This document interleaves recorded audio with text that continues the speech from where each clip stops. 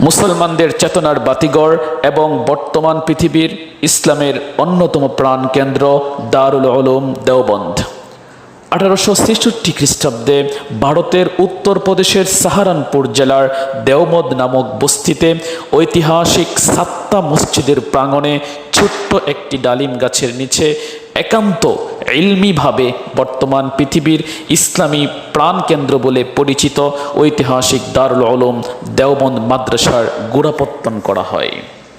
মূলত 1857 সালে সিপাহী বিদ্রোহ সংগঠিত হওয়ার পর ভারতবর্ষের মুসলমানদের উপর নির্যাতনের এমন স্টিল রুলার চলতে থাকে যে দিল্লির রাজপথের আশেপাশে এমন কোনো গাছ ছিল না যে গাছে একজন আলেমের লাশ ঝুলন্ত অবস্থায় ছিল না।